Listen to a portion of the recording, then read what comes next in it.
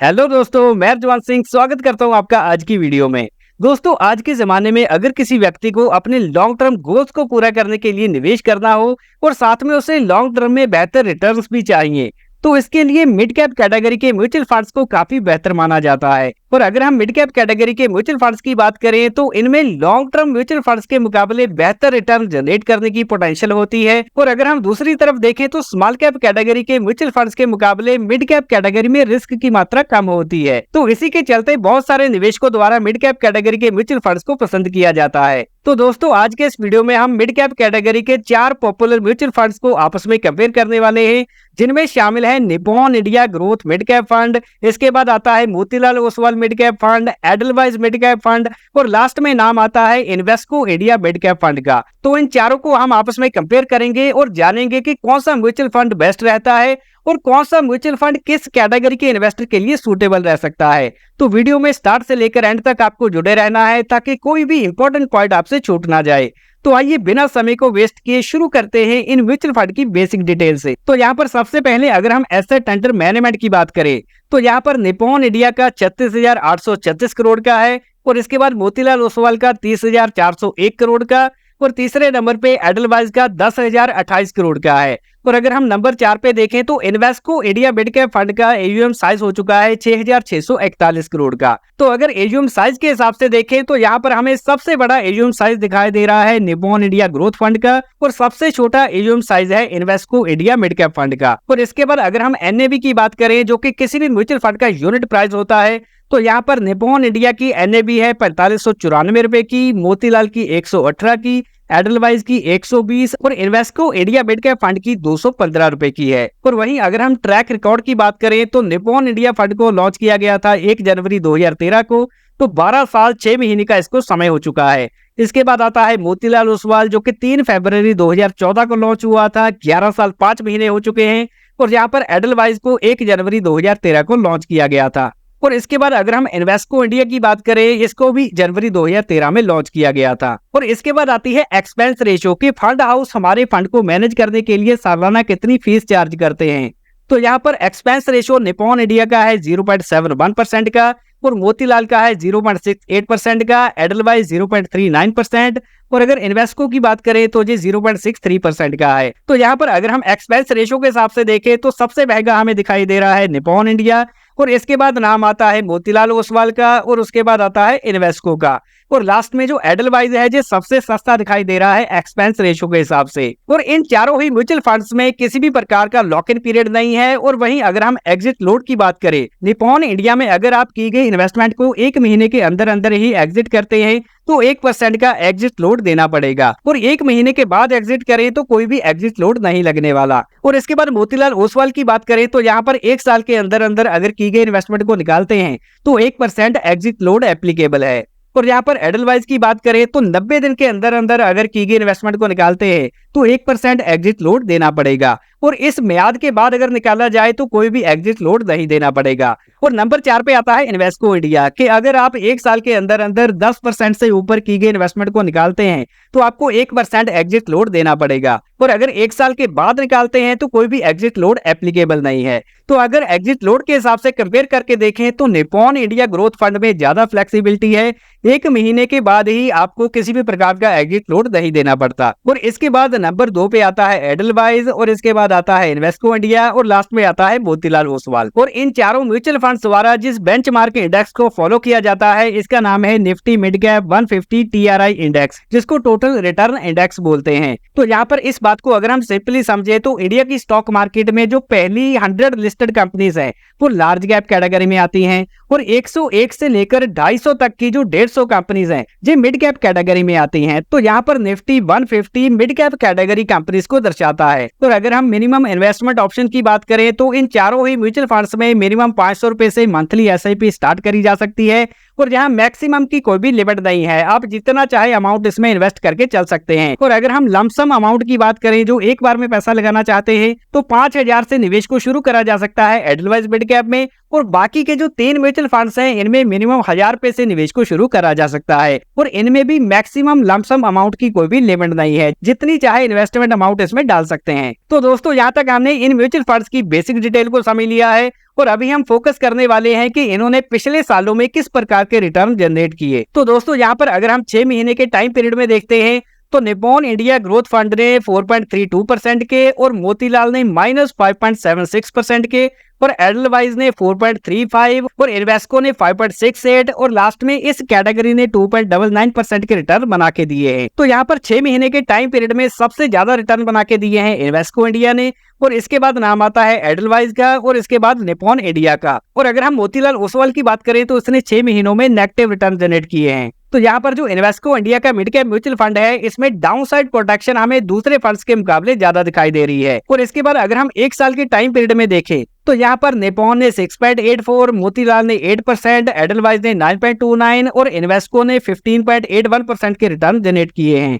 तो 1 साल की टाइम पीरियड में भी देखें तो सबसे ज्यादा रिटर्न जहां इन्वेस्को इंडिया के म्यूचुअल फंड ने बना के दिए हैं, और इसके बाद नाम आता है एडलवाइज का, और उसके बाद नाम आता है मोतीलाल ओसवाल का, और मिड कैप कैटेगरी ने 4.26% के रिटर्न बना के दिए हैं। तो ओवरऑल अगर हम देखें तो इन्वेस्को इंडिया म्यूचुअल फंड ने 1 साल में बेहतरीन प्रदर्शन किया है। और अभी हम रुक करते हैं 3 साल के टाइम पीरियड की ओर कि 3 साल के एनुअलाइज रिटर्न कितने निकल के आते हैं। एनुअलाइज रिटर्न का मतलब है कि 3 साल की एवरेज ग्रोथ परसेंटेज कितनी रही। तो सबसे पहले निप्पॉन इंडिया की 31.95, मोतीलाल 36%, एडलवाइज 33%, और इन्वेस्को इंडिया के 34%, और कैटेगरी के 28% के हैं।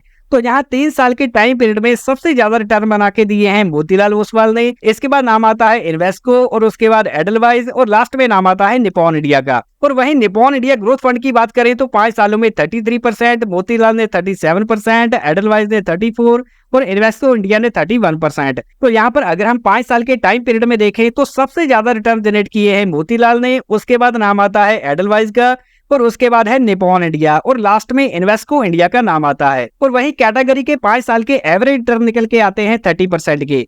और इसके बाद हम रुक करने वाले हैं 10 साल के बड़े टाइम पीरियड में। तो यहाँ पर निप्पॉन इंडिया ने 18.51, मोतीलाल ने 18.87, और एडलवाइज ने 19.45, और वहीं इन्वेस्को इंडिया ने 19.51% के रिटर्न जनरेट किए हैं। और इनके मुकाबले कैटेगरी ने 17.26% के रिटर्न जनरेट किए हैं। तो यहाँ पर 10 साल के बड़े टाइम पीरियड में हमें सबसे ज्यादा रिटर्न दिखाई दे रहे हैं इन्वेस्को इंडिया के, और इसके बाद नाम आता है एडलवाइज का, और इसके बाद नाम आता है मोतीलाल का, और लास्ट में निप्पॉन इंडिया इसमें शामिल है। तो यहाँ पर अगर हम ओवरऑल कंपैरिजन को देखें तो इन चारों म्यूचुअल फंड्स ने 10 साल के बड़े टाइम पीरियड में अपनी कैटेगरी को काफी बेहतर तरीके से बीट किया है। और अभी अगर हम एग्जांपल के माध्यम से समझे तो 10 सालों में निप्पॉन इंडिया ने 1 लाख के 5,46,000 बना दिए, और वहीं मोतीलाल ओसवाल ने 1 लाख के 5,63,000, और एडलवाइज ने 5,91,000, और इन्वेस्को इंडिया ने 1 लाख की इन्वेस्टमेंट को 5,94,000 तक पहुंचा दिया है। तो यहाँ पर हमें कैटेगरी के रिटर्न नजर आ रहे हैं 4,91,000 के। तो कैटेगरी से तो इन्होंने बेहतर परफॉर्म किया ही है, लेकिन अगर हम इन चारों के कंपैरिजन में देखें तो सबसे पहले आता है इन्वेस्को इंडिया, इसके बाद आता है एडलवाइज, और उसके बाद आता है मोतीलाल ओसवाल, और लास्ट में निप्पॉन इंडिया का नाम आता है। और दोस्तों इसके बाद हम एक इंटरेस्टिंग कंपैरिजन करने वाले हैं कि पिछले 5 सालों में इन चारों म्यूचुअल फंड्स ने किस प्रकार का प्रदर्शन किया, और इनके हमें जो ग्रोथ चार्ट है वो किस प्रकार के दिखाई दे रहे हैं। तो यहाँ पर आपके सामने 5 साल का हमने डाटा लिया है, जिसमें इन चारों म्यूचुअल फंड्स के चार्ट आप देख रहे होंगे। तो इनमें सबसे ज्यादा 5 सालों में रिटर्न बना के दिए हैं मोतीलाल ओसवाल ने 409% के, और इसके बाद नाम आता है एडलवाइज मिड कैप फंड का जो कि 353%, और निप्पॉन इंडिया ने 332%, और लास्ट में इन्वेस्को इंडिया ने 306% के रिटर्न बना के दिए हैं। तो 5 सालों में मोतीलाल ओसवाल ने 1 लाख की इन्वेस्टमेंट को 5,09,000 बना दिया, और वहीं एडलवाइज ने 4,53,000, और अगर हम निप्पॉन इंडिया की बात करें तो 4,32,000, और अगर हम इन्वेस्को इंडिया की बात करें तो इसने 1 लाख को 4,06,000 में बदल दिया है। और दोस्तों यहाँ पर अगर आप इन चारों मिड कैप फंड्स का चार्ट फ्लो देखोगे तो यहाँ पर हमें ज्यादा वोलेटिलिटी देखने को मिल रही है ऑरेंज कलर के चार्ट में, जो कि मोतीलाल ओसवाल का है। और इसके बाद अगर हम एडलवाइज, निप्पॉन इंडिया और इन्वेस्को इंडिया की बात करें तो इनके चार्ट्स में हमें एक अच्छी स्टेबिलिटी दिखाई दे रही है। और अभी हम बात कर लेते हैं इंपॉर्टेंट रिस्क रेशियोज के बारे में। तो यहाँ पर सबसे पहले आती है अल्फा रेशो, जो हमें ये बताती है कि म्यूचुअल फंड ने अपनी कैटेगरी के मुकाबले कितना ज्यादा आउट परफॉर्म किया है, तो नंबर जितना बड़ा होगा उतनी आउट परफॉर्मेंस ज्यादा होगी। तो यहाँ पर सबसे पहले निप्पॉन इंडिया का अल्फा है 3.40, मोतीलाल का है 7.81, एडलवाइज का है 4.37 और वहीं इन्वेस्को का है 5.33 और इनकी कैटेगरी का अल्फा है 0.57 का। तो यहाँ पर हमें ये तो समझ आ रहा है कि इन चारों फंड्स ने अपनी कैटेगरी से ज्यादा अल्फा जनरेट किया है, ज्यादा रिटर्न बना के दिए हैं। लेकिन अगर हम इन चारों को कंपेयर करके देखते हैं तो यहाँ सबसे ज्यादा अल्फा दिख रहा है मोतीलाल ओसवाल का और इसके बाद नाम आता है इन्वेस्को इंडिया का, इसके बाद एडलवाइज और लास्ट में नाम आता है निप्पॉन इंडिया का। और इसके बाद आती है बीटा रेशो, जो हमें ये बताती है कि जब भी मार्केट में गिरावट आती है तो इन म्यूचुअल फंड्स में किस प्रकार की वॉलेटिलिटी देखने को मिलती है। अगर नंबर 1 से ज्यादा हो तो फंड को हाई वॉलेटाइल माना जाता है और 1 से कम हो तो कम वॉलेटाइल माना जाता है। तो यहाँ पर देखेंगे निप्पॉन इंडिया का बीटा है 0.95, मोतीलाल का 0.90, एडलवाइज का 0.95 और जहां इन्वेस्को का है 0.94 और कैटेगरी का है 1.14। तो इन चारों म्यूचुअल फंड्स का जो बीटा है वो अपनी कैटेगरी से कम है। तो कहने का मतलब है जब भी मार्केट में गिरावट आती है ये अपनी कैटेगरी से कम गिरते हैं। तो ओवरऑल अगर हम बीटा को देखें तो इन सभी म्यूचुअल फंड्स का बीटा हमें ठीक ठाक दिखाई दे रहा है। इसके बाद आती है शार्पी रेशो कि कितने ज्यादा रिस्क लेकर रिटर्न्स को जनरेट किया गया है। नंबर जितना बड़ा होगा उतनी रिस्क की मात्रा कम होगी। तो यहाँ पर अगर हम कैटेगरी की शार्पी रेशो देखें ये है 0.17 की। तो अपनी कैटेगरी से तो ये चारों फंड्स कम रिस्क लेकर ज्यादा रिटर्न जनरेट कर रहे हैं। तो यहाँ पर शार्पी रेशो में सबसे ऊपर रहा है इन्वेस्को इंडिया का मिड कैप म्यूचुअल फंड। और दोस्तों अभी हम इन चारों म्यूचुअल फंड्स की पोर्टफोलियो पोजीशन को देखेंगे। तो यहाँ पर सबसे पहले अगर हम नंबर ऑफ स्टॉक्स की बात करें तो निप्पॉन इंडिया के हैं 95, मोतीलाल के 26, एडलवाइज के 76 और लास्ट में इन्वेस्को इंडिया के 46। तो यहाँ पर सबसे ज्यादा number of stock Nippon India में है। तो इसमें हमें एक अच्छी डाइवर्सिफिकेशन देखने को मिल रही है, रिस्क की मात्रा कम देखने को मिल रही है। और वहीं यहाँ सबसे कम स्टॉक हमें दिखाई दे रहे हैं मोतीलाल ओसवाल में, क्योंकि इनके फंड मैनेजर्स द्वारा ग्रोथ स्ट्रेटजी पे फोकस किया जाता है, ग्रोथ कंपनीज पर फोकस किया जाता है और कॉन्सेंट्रेटेड पोर्टफोलियो बनाया जाता है। तो यहाँ सिर्फ 26 स्टॉक्स का एक फोकस पोर्टफोलियो उन्होंने बनाया है जिसमें रिस्क की मात्रा काफी बढ़ जाती है। और वहीं अगर हम एडलवाइज की बात करें तो इसमें भी अच्छी डाइवर्सिफिकेशन है और इन्वेस्को इंडिया में भी हमें अच्छी डाइवर्सिफिकेशन देखने को मिल रही है। और निप्पॉन इंडिया ने अपने टॉप 10 स्टॉक्स में 24%, मोतीलाल ने 55%, एडलवाइज ने 27 और इन्वेस्को ने 40% का निवेश किया है। और वहीं अगर हम टॉप 5 स्टॉक्स की बात करें तो 13% है निप्पॉन इंडिया, मोतीलाल 36, एडलवाइज 15 और लास्ट में इन्वेस्को इंडिया 22% का निवेश करके चल रहा है। और अगर हम टर्नओवर रेशो की बात करें तो एक साल में म्यूचुअल फंड मैनेजर्स द्वारा कितने ज्यादा चेंजेस कर दिए जाते हैं, तो यहाँ पर निप्पॉन इंडिया में अपने पोर्टफोलियो को 21% बदल दिया जाता है और मोतीलाल में 94% तक ये पोर्टफोलियो बदल देते हैं और एडलवाइज में 49% और इन्वेस्को में 86%। तो टर्नओवर रेशो जितना कम होगी उतना पोर्टफोलियो स्टेबल माना जाता है। तो यहाँ पर हमें सबसे ज्यादा स्टेबिलिटी दिखाई दे रही है निप्पॉन इंडिया के ग्रोथ फंड में और इसके बाद नाम आता है एडलवाइज का और इसके बाद इन्वेस्को इंडिया और लास्ट में मोतीलाल ओसवाल की जो टर्नओवर रेशो है हमें ज्यादा दिखाई दे रही है, स्टेबिलिटी कम दिखाई दे रही है। और अगर कैश होल्डिंग की बात करें तो यहाँ पर निप्पॉन इंडिया में 2.69, मोतीलाल मिड कैप में 31%, एडलवाइज में -2.0 और लास्ट में इन्वेस्को इंडिया में 0.90%। तो यहाँ पर कैश होल्डिंग का मतलब है कि कंपनी के पास जो कैश पड़ा है जिसको इसने अभी इन्वेस्ट नहीं किया। तो यहाँ पर निप्पॉन इंडिया की बात करें तो ऑलमोस्ट इन्वेस्टेड है और इसके बाद अगर हम इन्वेस्को इंडिया देखें ये भी ऑलमोस्ट इन्वेस्टेड है और एडलवाइज भी इन्वेस्टेड है। लेकिन यहाँ पर मोतीलाल मिड कैप की बात करें तो इसने 31% का कैश अपने पास रखा है जिसको ये आने वाले टाइम में सही अपॉर्चुनिटी में निवेश कर सकता है। और अगर हम वैल्यूएशन के हिसाब से देखें कि कौन सा म्यूचुअल फंड सस्ता है और कौन सा महंगा है तो यहाँ पर प्राइस टू अर्निंग रेशो को हम कंसीडर करेंगे। तो निप्पॉन इंडिया की है 27, मोतीलाल की है 64, एडलवाइज की है 35 और इन्वेस्को इंडिया की है 44। तो इन प्राइस टू अर्निंग रेशियोज को अगर हम इसके बेंचमार्क से कंपेयर करें जो कि निफ्टी मिड कैप 150 इंडेक्स है, इसकी प्राइस टू अर्निंग रेशियो है 35 की और यहाँ पर मिड कैप फंड कैटेगरी की जो average price to earning ratio है वो है 58 की। लेकिन यहाँ पर अगर हम बेंचमार्क से कंपेयर करके देखते हैं तो हमें निप्पॉन इंडिया का फंड काफी सस्ता दिखाई दे रहा है, अंडर वैल्यूड दिखाई दे रहा है और जो मोतीलाल ओसवाल का मिड कैप फंड है वो हमें सबसे महंगा दिखाई दे रहा है वैल्यूएशन के हिसाब से, क्योंकि इसमें ग्रोथ कंपनीज है जिसके वैल्यूएशन हाई है। इसके बाद आता है एडलवाइज जो कि ठीक ठाक वैल्यूएशन पे है और यहाँ पर इन्वेस्को इंडिया भी हमें ठीक ठाक वैल्यूएशन पे दिखाई दे रहा है। और दोस्तों इसके बाद हम जानेंगे कि लार्ज कैप, मिड कैप और स्मॉल कैप कंपनीज में कितनी कितनी एलोकेशन इन म्यूचुअल फंड्स ने कर रखी है। तो यहाँ पर सबसे पहले निप्पॉन इंडिया की बात करें तो इसने लार्ज कैप में 19%, मोतीलाल ने 8.33%, एडलवाइज ने 10% और इन्वेस्को इंडिया ने 14% का निवेश किया है। और इसके बाद अगर हम मिड कैप की बात करें तो यहाँ पर फंड मैनेजर्स को 65% तो मिड कैप में लगाना ही पड़ता है। तो इसलिए निप्पॉन इंडिया में 65%, मोतीलाल में 60%, एडलवाइज में 74% और इन्वेस्को इंडिया में 64%। तो यहाँ पर मिड कैप में ज्यादातर निवेश कर रखा है एडलवाइज ने, और इसके बाद नाम आता है निप्पॉन इंडिया का, इसके बाद इन्वेस्को इंडिया और लास्ट में मोतीलाल ओसवाल का नाम आता है। और अगर हम स्मॉल कैप में इन्वेस्टमेंट की बात करें तो यहाँ पर निप्पॉन इंडिया ने 12% और मोतीलाल ने स्मॉल कैप में कोई भी निवेश नहीं कर रखा। इसके बाद एडलवाइज ने 12% और इन्वेस्को इंडिया ने 20% का निवेश कर रखा है। तो अगर हम पोर्टफोलियो के हिसाब से देखें तो सही डाइवर्सिफिकेशन हमें दिखाई दे रही है इन्वेस्को इंडिया के म्यूचुअल फंड में, जिसने मिड कैप में भी सही निवेश कर रखा है और यहाँ पर large cap and small cap में भी निवेश कर रखा है। तो यहाँ पोर्टफोलियो में स्टेबिलिटी लाने के लिए लार्ज कैप में एलोकेशन रखी जाती है, जिससे मार्केट में जब गिरावट आती है तो पूरे पोर्टफोलियो में कम असर हो। और अभी हम अपना रुख करने वाले हैं कि इन चारों म्यूचुअल फंड्स ने सेक्टर एलोकेशन किस प्रकार की रखी है। तो यहाँ पर अगर हम टॉप 3 सेक्टर एलोकेशन की बात करें तो निप्पॉन इंडिया ने फाइनेंशियल सेक्टर में 19%, सर्विसेज में 16% और हेल्थ केयर में 11% का निवेश कर रखा है। और इसके बाद आता है मोतीलाल, जिसने टेक्नोलॉजी सेक्टर में ज्यादा निवेश किया है 22% का, कैपिटल गुड्स में 16% और सर्विसेज में 9.8%।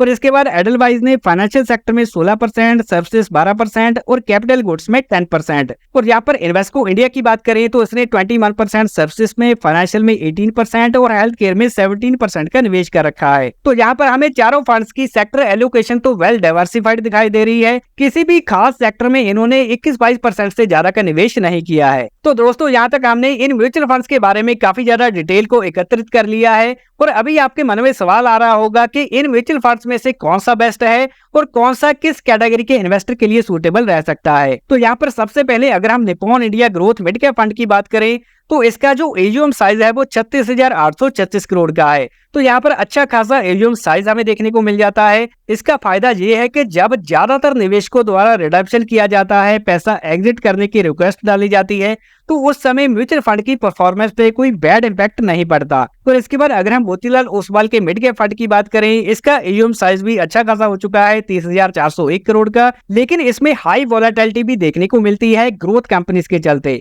और इसके बाद आता है एडलवाइज मिड कैप फंड, जिसका एयूएम साइज हो चुका है 10,028 करोड़ का। और इसके बाद आता है इन्वेस्को इंडिया का मिड कैप फंड, जो कि 6,141 करोड़ का एयूएम रखता है। तो यहाँ पर अगर कोई कंजर्वेटिव इन्वेस्टर है वो रिस्क की मात्रा कम चाहता है, उसके लिए निप्पॉन इंडिया का म्यूचुअल फंड सही रह सकता है। और इसके बाद अगर कोई इन्वेस्टर वेरी हाई रिस्क चाहता है और हाई रिटर्न चाहता है तो मोतीलाल ओसवाल का फंड उसके लिए बेहतर रह सकता है। और अगर किसी इन्वेस्टर को स्टेबल पोर्टफोलियो के साथ साथ बेहतर ग्रोथ चाहिए तो यहाँ पर एडलवाइज का म्यूचुअल फंड बेहतर रह सकता है। और इसके बाद नाम आता है इन्वेस्को इंडिया के मिड कैप फंड का, जिसने दूसरे फंड्स के मुकाबले शॉर्ट टर्म में काफी बेहतर परफॉर्म किया है। तो अगर किसी को डाउन साइड प्रोटेक्शन चाहिए तो उसके लिए इन्वेस्को इंडिया का म्यूचुअल फंड काफी बेहतर रह सकता है। लेकिन एक बात आपको ध्यान में रख के चलनी है कि जो मिड कैप कैटेगरी के म्यूचुअल फंड्स होते हैं, ये वेरी हाई रिस्क कैटेगरी में आते हैं। तो यहाँ पर आपका जो इन्वेस्टमेंट होराइजन है वो 5 से 10 साल का तो होना ही चाहिए, क्योंकि लॉन्ग टर्म में रिस्क की मात्रा कम हो जाती है। और अगर हम रैंकिंग के हिसाब से देखें तो यहाँ पर सबसे पहले नाम आता है इन्वेस्को इंडिया म्यूचुअल फंड का, क्योंकि इसने 5 सालों के टाइम पीरियड में भी और 6 महीने एंड 1 साल के टाइम पीरियड में भी काफी बेहतर परफॉर्म किया है और 10 सालों में भी इसने काफी बेहतर परफॉर्म किया है। तो इसके लिए इसको नंबर 1 पे रखा जा सकता है। और इसके बाद नाम आता है एडलवाइज मिड कैप फंड का, जिसने लॉन्ग टर्म में काफी सस्टेनेबल परफॉर्मेंस दिखाई है और 5 सालों के टाइम पीरियड में भी काफी बेहतर परफॉर्म किया है। और यहाँ पर इसका जो एक्सपेंस रेशियो है वो दूसरे फंड्स के मुकाबले काफी कम है। और इसके बाद नंबर 3 आता है Motilal Oswal mid cap fund, जो कि ग्रोथ स्ट्रेटेजी को फॉलो करता है, लेकिन यहाँ पर साथ में हाई वोलेटिलिटी भी देखने को मिलती है, तो इसलिए हमने इसको 3 नंबर पे रखा है। और इसके बाद नंबर 4 पे हमने रखा है निप्पॉन इंडिया के ग्रोथ फंड को, जिसमें एक स्टेबल पोर्टफोलियो देखा जाता है। तो दोस्तों आज की इस वीडियो में हमने इन चारों म्यूचुअल फंड्स के बारे में डिटेल में समझ लिया है। और अभी हम डिस्क्लेमर देख लेते हैं। तो ये जो म्यूचुअल फंड इन्वेस्टमेंट है ये बाजार जोखिमों के अधीन होती है और इसमें मिलने वाले रिटर्न्स की कोई भी गारंटी नहीं होती। और किसी भी म्यूचुअल फंड की पास्ट परफॉर्मेंस ये इंडिकेट नहीं करती कि आने वाले सालों में भी उसी प्रकार के रिटर्न मिलेंगे। और हमारे द्वारा किसी भी म्यूचुअल फंड स्कीम को प्रमोट नहीं किया जाता, क्योंकि हमने ये वीडियो बनाया है केवल एजुकेशन पर्पस के लिए। तो कोई भी इन्वेस्टमेंट करने से पहले अपने फाइनेंशियल एडवाइजर से कंसल्ट करें और इन्वेस्टमेंट से रिलेटेड सभी डॉक्यूमेंट्स को ध्यान से पढ़ें। और अगर ये वीडियो जानकारी से भरपूर लगा हो तो इसको लाइक जरूर करें, दोस्तों के साथ ज्यादा से ज्यादा शेयर करें और अगर इसी प्रकार का कंपैरिजन वीडियो आप चाहते हैं तो आप कमेंट सेक्शन में बता सकते हैं। तो दोस्तों मिलते हैं अगले वैल्यूएबल वीडियो में।